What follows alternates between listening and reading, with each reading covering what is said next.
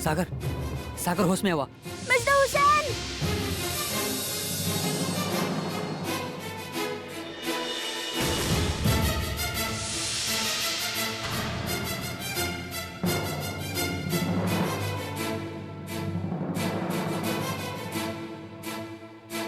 Mister Hussain!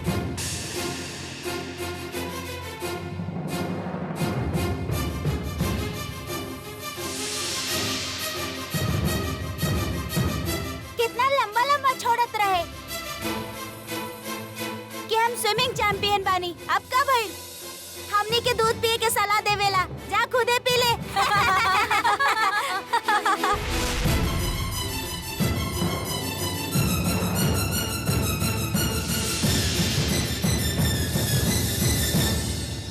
सर, आपके phone है।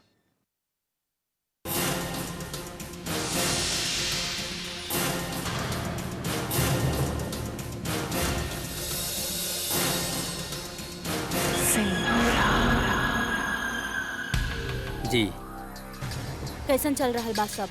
सब आपके प्लान के मुताबिक चल रहा है। एक एक कई के झटका मिल रहा है सागर के। बस डर के अभी भी एक डोज हम उकरा देनी है। बहुत परेशान लग रहा है बेचारा। गुड।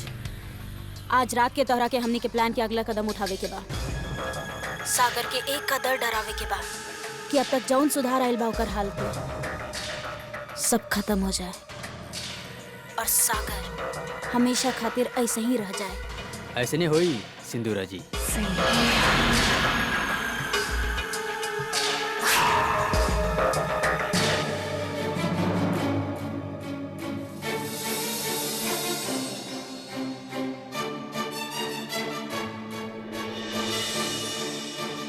हमके माफ कर दी बुआ जी। आपकी इजाजत लेले बिना हम शादी खातिर हाँ कर देनी, पर हम का करती बुआ जी। हालांकि हम कुछ गलत न कैले बानी बुआ जी, मगर फिर भी हम केहू के दुख देवे के बोझ सह न सकेली। माँ, अब चिनू भी आपा नाराज ना होई। चिनू जे कुछ भी कैलस वो हम समझ सकत हैं विद्या, पर हमके ओकर भविष्य के चिंता सता रहा हा।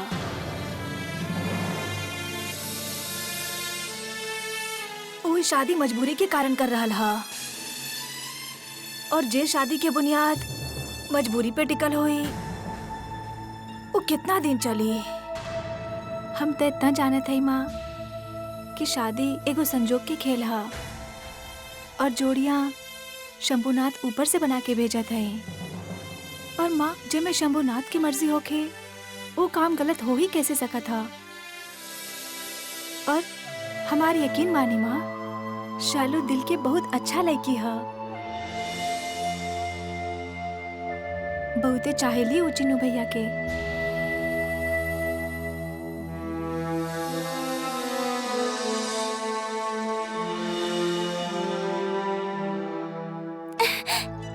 अरे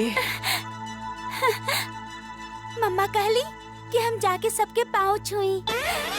आपके याद बात ठाकुराइन मम्मा, जब आप पहली बार हमरा के देखे आयल रही छोटा ठाकुर खातिर, तो आप हमार ब्यूटी और हमार सिंगिंग से कितना इम्प्रेस हो गए रही। आप हमरा के कितना लाइक करत रही, और हम तबे आपके अपन सासू माँ मान ले रही। और सी, आज आप सचमुच हमार सासू माँ बन गईली।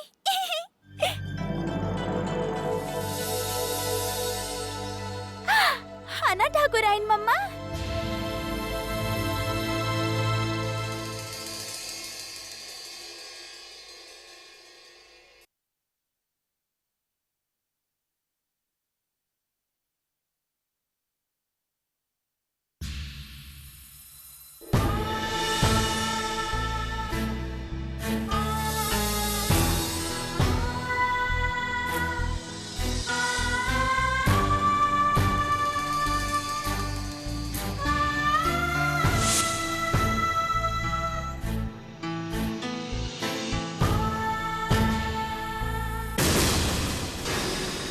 भैया कुछ ना, वो हमारे पैर से कूड़ादान गिर गई। हम अभी साफ कर देते हैं छोटी ठकुराइन।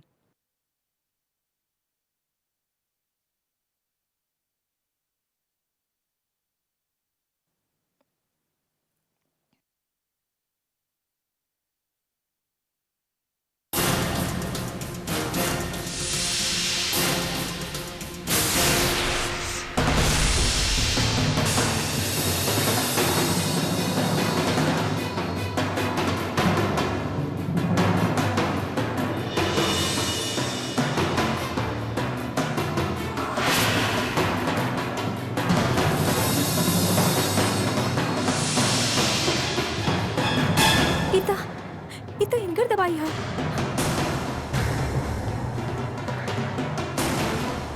उहे पर्ची भी लगल है इमे। यहाँ कैसे? अगर इनकर दवाई यहाँ कूड़ा में पड़ा रहता तब फेनु ये कौन सा दवाई ले गला साथ में? अगर हमने अभी ये जमीन पर इन्वेस्ट करता नहीं तो आगे जाके फायदा हुई। लेकिन सिंदूरा फायदा तब होई जब जमीन के पास से बाईपास रोड गुजरत होए, वरना बहुत वक्त लागी प्राइस इंक्रीज होए में। दीदी अब का भइल विद्या? कहीं फिर से कोनो बात के लेके तरह इतना लग रहा कि सागर की तबीयत खराब बा? ऐसे नहीं बाका? जी दीदी।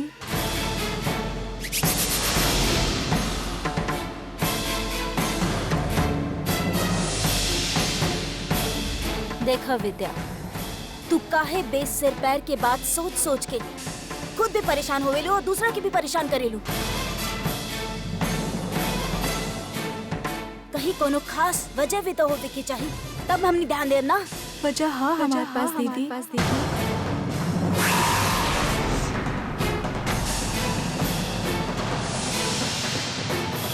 ये दवाइयाँ दीदी।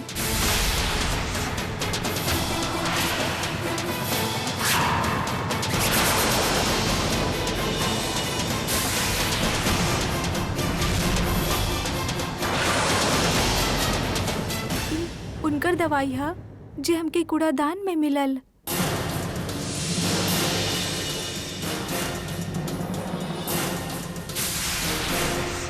ये दवाई हम ही खरीद के ले रानी दीदी, और ये निशान भी हम लगैले रहने। उनकर ये दवाई कूड़ादान में पड़ल रहे तो वो कौन सी दवाई लेके गई है?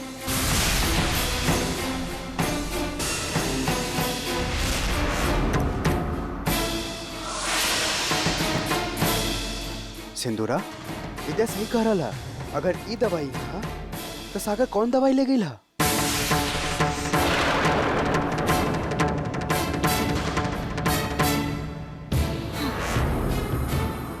सागर उहे दवाई ले गइल बा जे विद्या ओकरा खातिर पैक कैले रहे। काहे विद्या, तू ही पैक कैले रहू ना सागर के सारा सामान? और दवाई भी?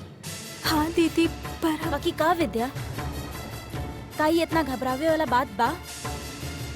अगर ये दवाई कचरा के डब्बा में मिलल बा तो में कौन सा बड़ा बात बा? खत्म हो गई हा, शायद बोतल पुराना हो गई बा, ऐसे नौकर लोग फेंक देले हुई हैं। हम एक बार खुद जाके वहाँ देखे चाहते हैं कि वो दवाई ठीक है कि ना, और ये भी ठीक है कि ना। प्लीज विद्या, तू वहाँ जाके कोनो तमाशा मत खड़ा कर दिया। सागर के भी शर्म आई जब तू इतना सारा बच्चा लोग के सामने ओकरा एक बच्चा के तरह ट्रीट करबू। वो वहाँ ठीक बा, ओकरा ठीक से रहे दा।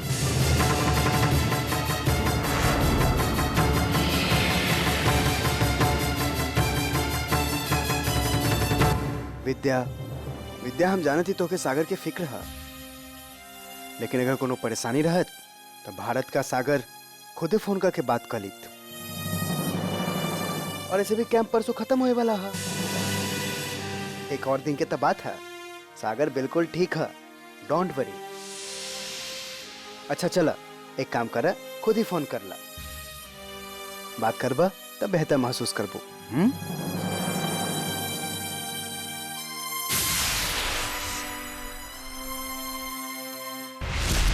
यूजलेस फेलो, क्या करते रहे तू पानी में?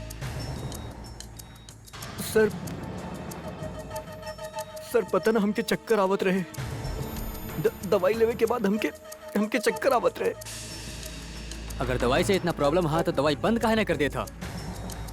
वो तो तोहर वाइफ हमके फोन करके रिक्वेस्ट करके कहलस कि तोके दोनों टाइम के दवाई हम तोके टाइम पर दी, यही खातिर हम एक्स्ट्रा केयरफुल रहनी। अगर इतना ही प्रॉब्लम हा तब बंद कर दो। वैसे दवाई ना लेवे के सब बहाना बाना।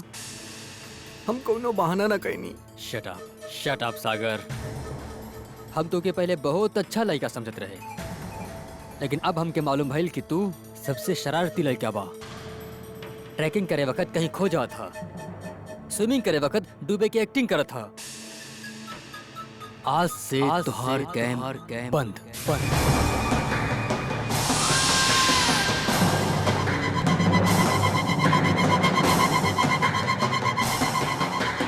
अब तू कोनो भी कैंप की एक्टिविटी में भाग ना लेबू। Sorry sir. Shut up. God promise. Sir हमके पता नहीं कि ये सब कैसे हो गई। Shut up Sagar. तू जिस इनके ठीक करे हमके अच्छा तरह से आवेला, और हम तो के ठीक करके ही रहा। Just wait and watch. अरे सागर सूझ जाना, तुहार तबीयत ठीक ना, सूझ जाना। मिस्टर हुसैन, कैसन बात हुआ अब? बॉयज, सागर भी थकल है। He needs rest. अब देखो, तू लोग सागर के जरा भी डिस्टर्ब मत करिया। जा तू लोग जा, और बाकी बच्चा लोग के साथ खेला। सर हम ही है मिस्टर हुसैन के साथ बैठे चाहता नहीं। ना ना, देखा तू कैंप में आइल बाड़ा। ई कैंप बा। जौन एक्टिविटी दूसरे बच्चा करेलन उ तोके भी करे की पड़ी भारत। ना go and enjoy yourself. Go. Mister Hussain don't worry, तू जल्दी ठीक हो जाएगा। Mister India.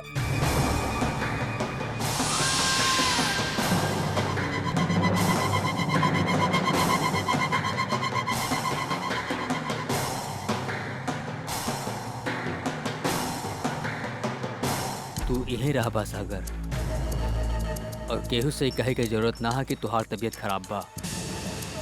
केहू और के मजा खराब करे की जरूरत ना है तोके, समझला? ना कहब सर, केहू से कुछ ना कहब।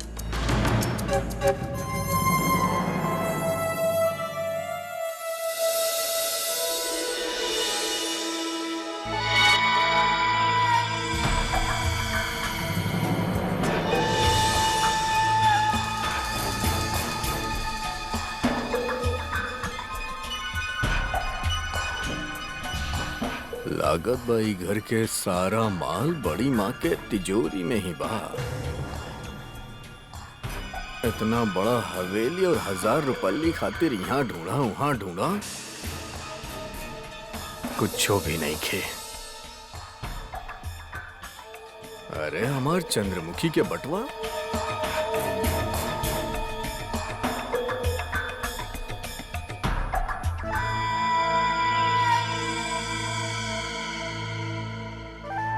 चला कुछ तो मिलल भाई।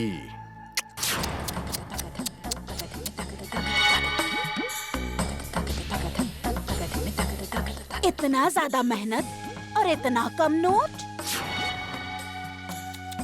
रहम आ रहल बा तोहरा ऊपर। अरे घर के दामाद होके भी तो के बीवी के बटुआ से पैसा चुरावे पड़ रहल बा। कुछ ज्यादा ही बकवास करत आरू मोटी। जबान संभाल के बोला, मोटी हुई तोहार माई। अब हमें परिवार के हिस्सा होके जा रहल बानी। हमार शालू अब ए घर के दुल्हन बनी, और ए घर के दुल्हन के पैसा चुरावे के जरूरत ना पड़ेला। ज्यादा उड़ मत मोटी, ज्यादा उड़ मत। बहुत जोर से गिरबू नीचे। जे अब तक भइल ना, ओकरा बारे में ज्यादा सपना ना देखल जाला। जब हो जाई ना, तब बात कइल जाए। ब्याह के बाद होखे में और ब्याह होखे में बहुत अंतर होखेला। और बीच में कुछो भी हो सकेला।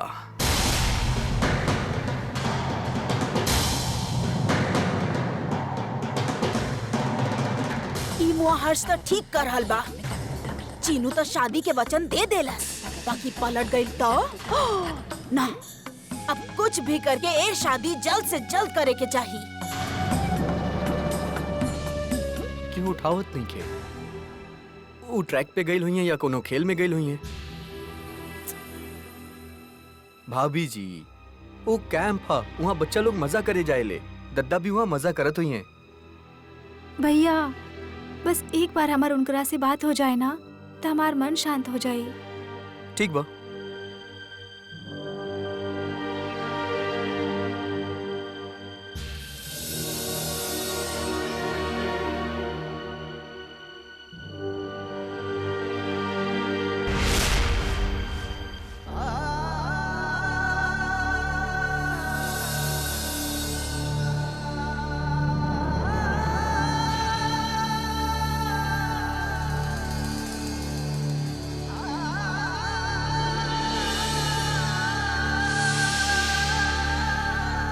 विद्या सही कहले रही। हमके यहाँ ना आवे के चाहत रहे, हम कबो ओकर बात ना माने ली। तबे ओकर भगवान जी शंभुनाथ हमके हमेशा पनिश करेले। सॉरी शंभुनाथ, सॉरी विद्या, हमके प्लीज यहाँ से ले चला। हमके बिल्कुल अच्छा नहीं किया लागत। हमके बहुत याद आवत बताहर। हमके हमके प्लीज ले चला।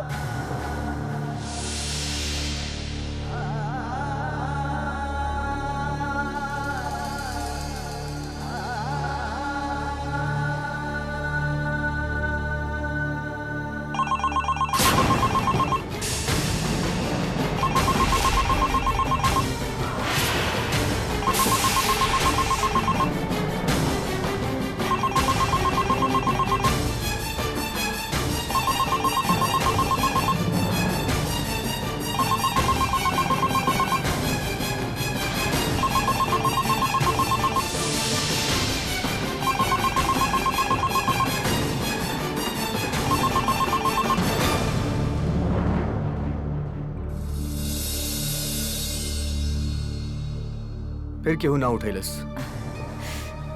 जब तक इनकरा से बात ना हो जाए ना भैया, तब तक हमके चैन ना मिली।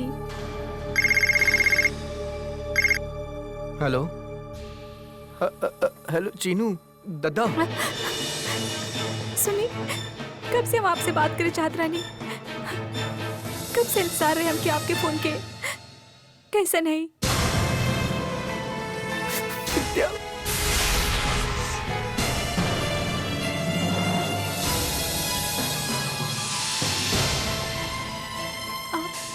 ठीक तो है ही ना? हम हम ठीक नहीं की। का कर रहे हैं आप? आपकी तबीयत ठीक है? कहीं ना का भइला?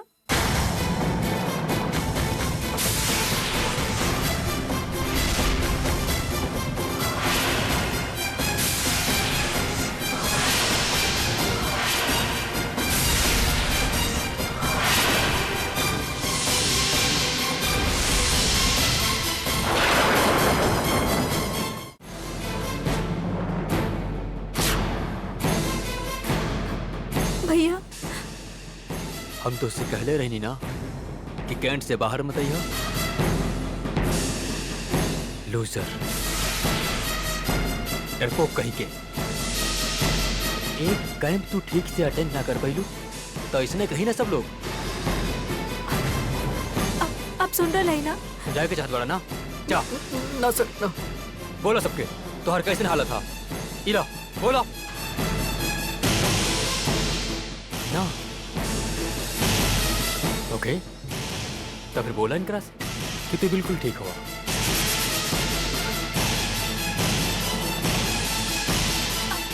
आप सुन रहे हैं ना? आप चुप काहे हो गई? हमारी बात के जवाब दी। सुनी, जवाब दी हमार। आप कैसे हैं? हम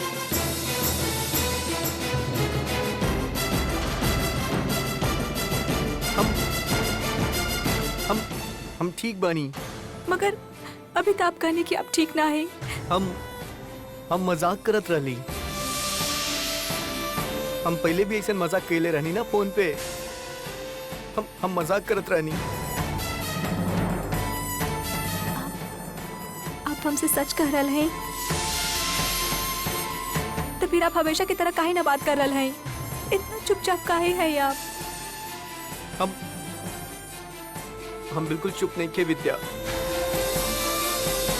हम झूठ भी नहीं के बोलत। हम कुछ छुपावत भी नहीं की। हम कहूं खोली भी ना। हमके चक्कर भी नहीं खियावत।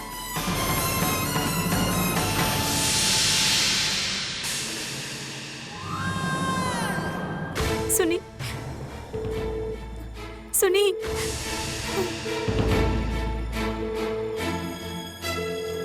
फिर से कट गई। चली, आपके बात तो हो गई ना उनसे।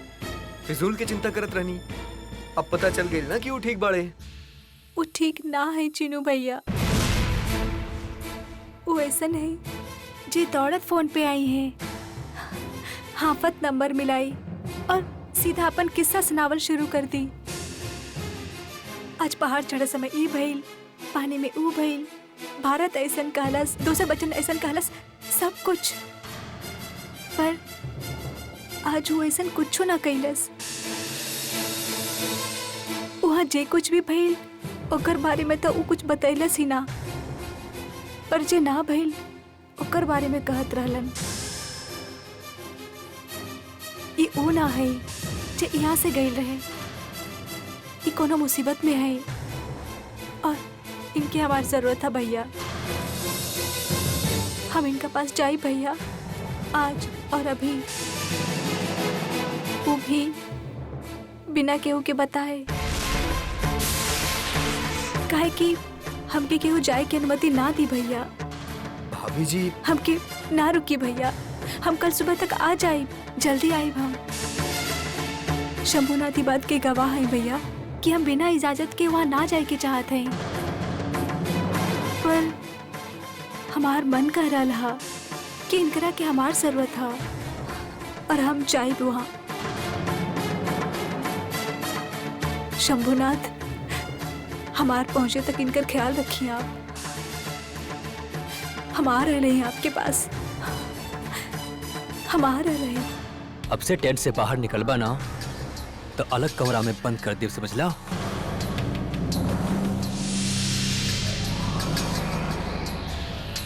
सागर, सागर देखा ही कैंप बा और कैंप के कुछ रूल्स और रेगुलेशन होवेला जे सबके माने के पड़ेला। और तू तो एगो अच्छा बच्चा बना बना। अंधेरा हो रहा है, लैंप लेके आवत है। Good boy.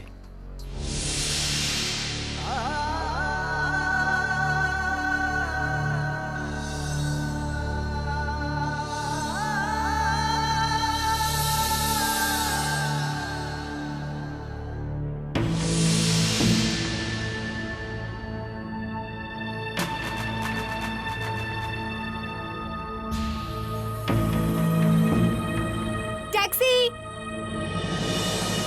टैक्सी। भैया, आप मधुपुर चलब का? जी हाँ, चल।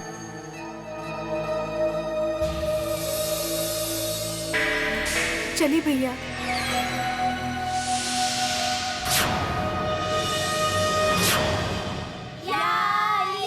मदद आली, इश्क में हाँ लुटा दूं, मिटा दूं मैं अपनी खुशी। यस सर, एक बार हम मिस्टर हुसैन के टेंट में देख के आ जाई कि ओकर तबीयत ठीक बाकी ना? हम भी वहीं से आवत नहीं। सागर बिल्कुल ठीक बा। श्योर सर? यस।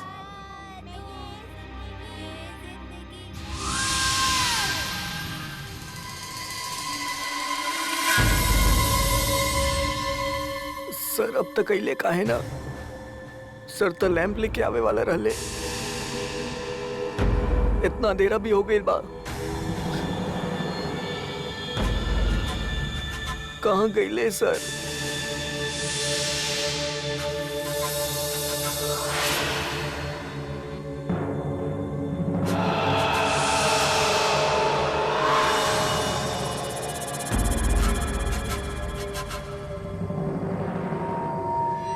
शायद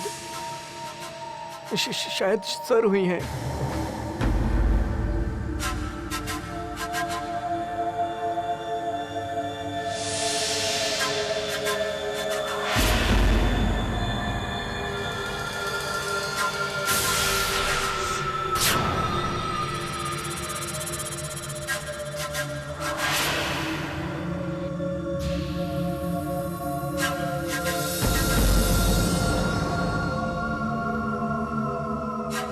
सागर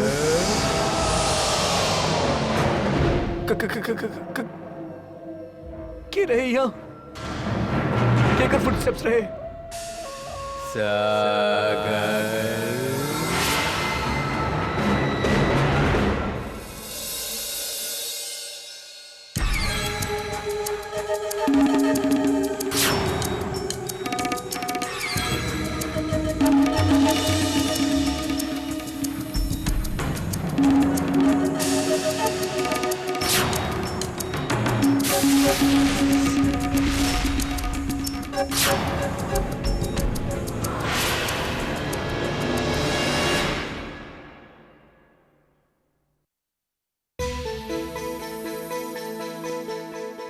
आप दोनों खा काहे न रहल हैं?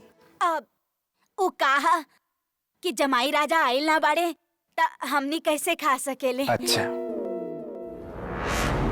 हमनी के यहाँ तो जमाई दूसरा बेटा ही होखेला ना। जी आई आई जमाई राजा बैठी। देखी ता आपके इंतजार में शालू कुछ खा भी नहीं खी रहल।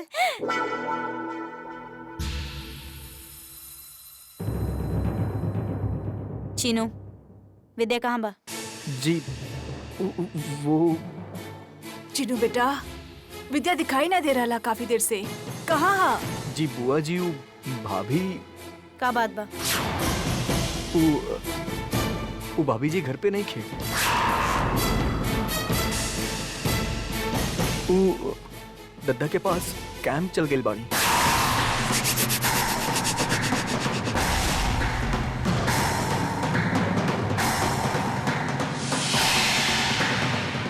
वो दद्दा से फोन पे बात भइल रहे हैं हमारे, और दद्दा कुछ परेशान से लागत रहे। भाभी के लागल कि दद्दा ठीक से कह ना पावत बाड़े और कोनो मुसीबत में बाड़े, यही खातिर भाभी जी चल गई। लेकिन वो कह के गई बाड़ी कि वो सवेरे तक वापस लौट ही हैं। ये का कहलस विद्या? कम से कम हमके बता के तो जैती, हम खुद लेके जैती ओकरा वहाँ। समझली का वो अपने आप के? एक घर के कोनो कायदा कानून बाकी ना। वो लड़की की हिम्मत तो देखी।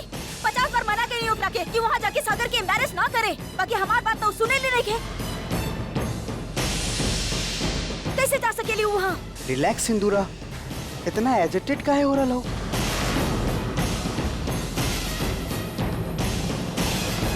हम मानत है विद्या ना बिना बतेले जाके गलती कैला सा, लेकिन अगर वो गईल हा ओकर जरूर कोनो वजह हुई।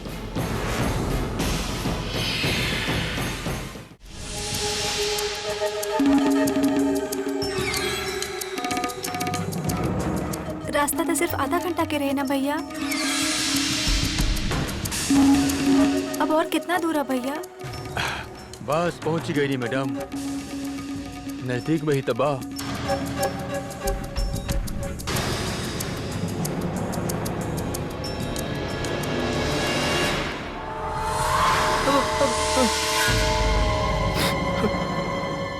सागर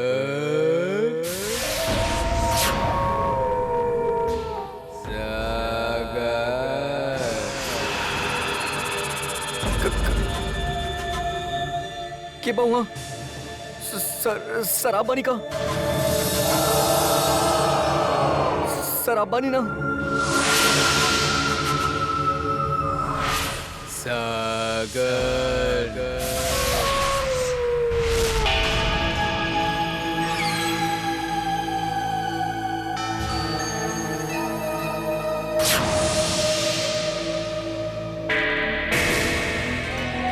का भइल भैया? गाड़ी काहे रोक देनी आप?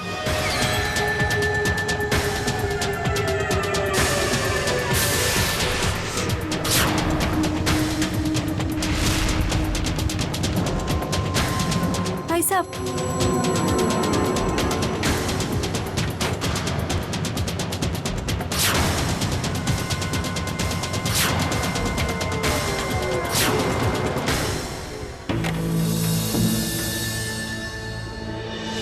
हमार बात के आप जवाब काहे ना दे रहा हैं भैया? ई गाड़ी कब तक ठीक हो जाए? हमके मधुपुर जल्दी जाए के। हाँ, आप बताइए ना हमके।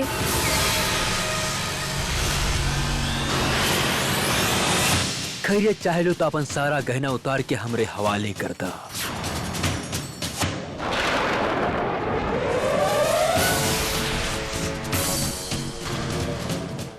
वरना तू न जाइबू, तुहार लाश चाहिए यहाँ से।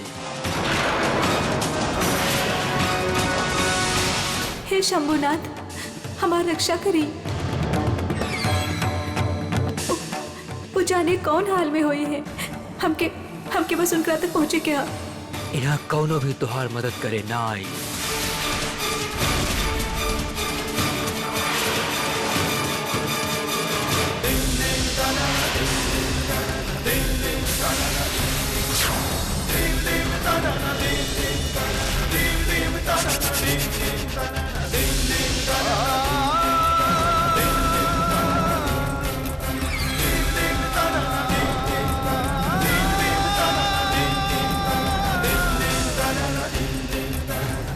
अरे लड़की, तू यहाँ का कर रहल बाड़ू? गाड़ी खराब हो गई का? जी खराब हो गई। अरे लड़की, तारा के कहाँ जाए के बा? जी हमके मधुपुर जाए के। हाँ आजा, छोड़ दे बतानी तारा के। बैठा गाड़ी में, चिंता मत करा।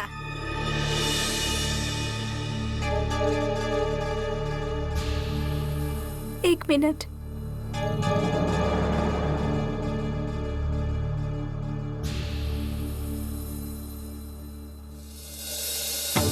ये आपके अब तक के किराया। यहाँ से जात वक्त मंदिर में शंभुनाथ से आपन कैल खातिर एक बार क्षमा जरूर मांगी। आज एगो पत्नी अपन पति के हाथ थामे जा रहा है और आज शंभुनाथ ओकर रास्ता में कोनो बाधा ना आवे दी है। कोनो बाधा ना। खुश रही।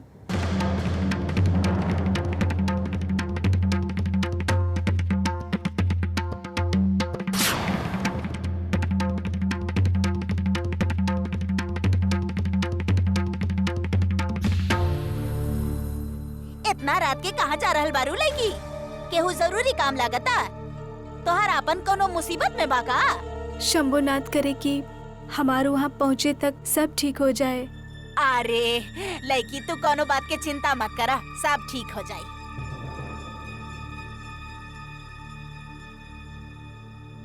अरे ड्राइवर, गाड़ी तेज चलावा, लड़की के जल्दी जाए के बा, पहुँचे के बा। के बा के बा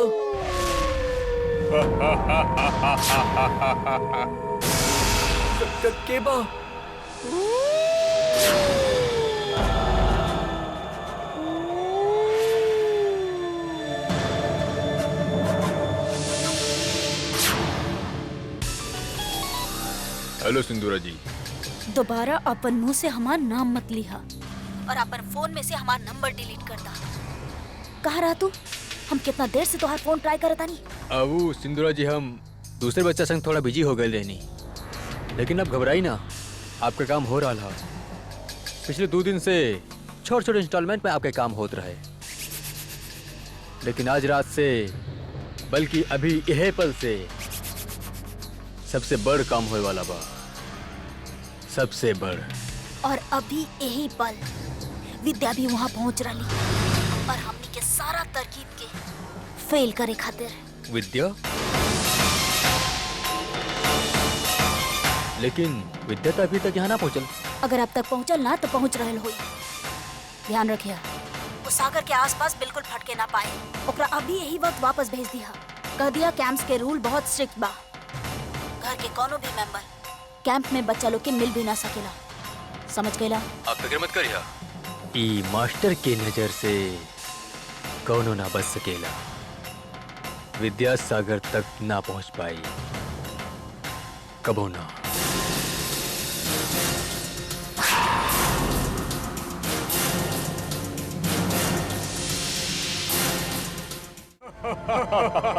केबा केबा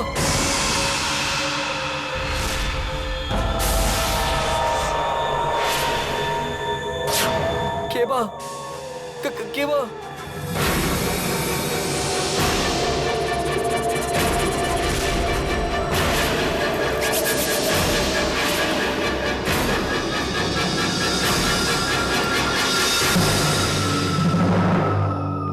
विद्या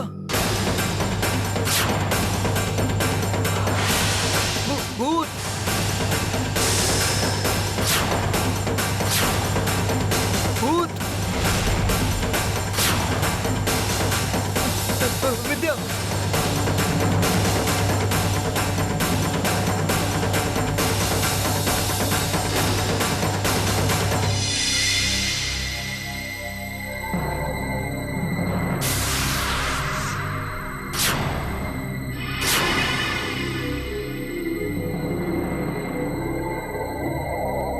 विद्या विद्या बचावा भूत भूत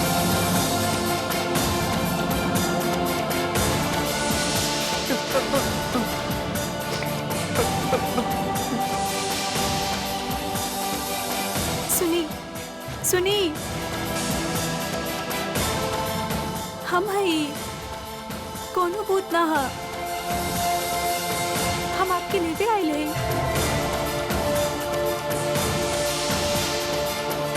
मत डरी केहू ना हा यहाँ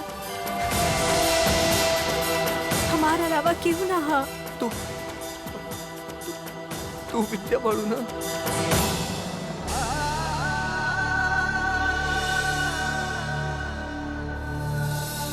हमके यहाँ ना रहे के बाद